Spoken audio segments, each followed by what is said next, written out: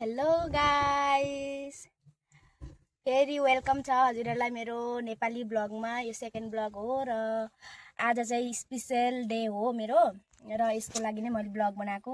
र के हो म भन्दैछु, आज मेरो हो बर्थडे। अनि बर्थडेको लागि चाहिँ अब ती सब केही मनाएको छैन, तर म चाहिँ जान आँटेको अहिले माइत। मम्मीले बोलाउनु भइरहेछ र यहाँ हेर्न सक्नुहुन्छ, यो मेरो बुनु मेरो छोरी अनि बुढा अनि म गाइस म आइपुगे मम्मी घर। यहाँ हुनुहुन्छ मम्मी, यहाँ बुनु। नमस्ते गर बुनु। बुनुको नाम के हो बुनु? अनि बुनुको मामुको नाम? बुनुको बाबाको नाम हो। अनि बुनुको घर कहाँ अरे बुनु? हो र लु। अनि मम्मीले चाहिँ यहाँ हाम्रो लागि बनाउनु भइरहेछ यी खिर, सब्जी, पुरी। अनि गाइस मैले अब खानापिना खाइसकेको छु, यहाँ मम्मी घर आएर होइन। अब मेन मुद्दा भन्न जाँदाखेरि चाहिँ अब म भन्दैछु है त के मुद्दा रहेछ भनेर। एउटा कुरो मेरो आज बर्थडे हो होइन। कसैले ह्याप्पी बर्थडे भन्दाखेरि कति खुसी लाग्छ नि, तर अब त्यो दिन गयो क्या, साथीहरूले सम्झिने पनि या त कसैले पनि विस गर्ने गर्दैनन् क्या। एकजनाले पनि कसैले विस गरेको छैनन् मलाई अहिलेसम्म। बेलुका हुन आँटिसक्यो, साँझ पर्न आँटिसक्यो, तर केही छैन। म चाहिँ मेरो बर्थडेहरू केक काटेर होइन, एकदम मान्छे जमडा पारेर केक काटेर त्यस्तो खालको चाहिँ म बर्थडे मनाउँदिनँ होइन। म बर्थडे मनाउँछु कसरी भने, म मन्दिर जान्छु के, भगवानको आशीर्वाद लिन मन्दिर जान्छु। तर यसपालि एकदम घटना भयो, मन्दिर पनि जान पाइनँ कि यसपालि चाहिँ।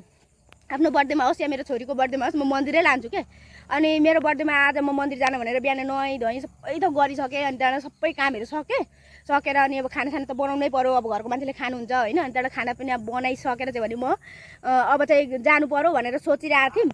अनि के भयो भने मेरो बुढाको चाहिँ के काम आइपर्यो कि। अनि त्यहाँबाट फट्टै पुगेर आउँछु भन्नुभयो, भरे जानुभएको टाइम लागिहाल्यो। आउँदाखेरि नै 2 बज्यो कि। अनि 2 बजी को मन्दिर जान्छ होइन भने त लु।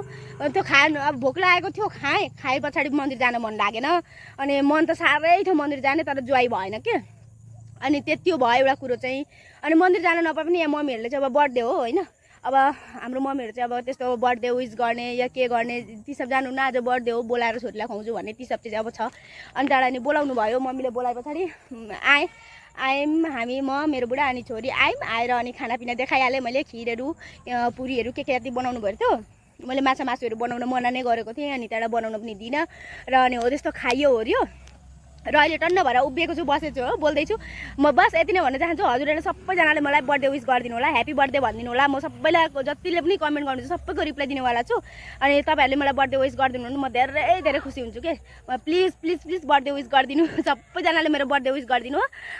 यो आज 9 तारिक होइन, आज 9 तारिक मेरो बर्थडे हो। अब आज हाल्छु कि भोलि हाल्छु ब्लग चाहिँ थाहा भएन, तर अब जहिले हाले पनि, आज हाल्यो भने भोलि हाल्यो भने बर्थडे विस गरिदिनु। सबैलाई कमेन्टको म रिप्लाई दिनेवाले छु।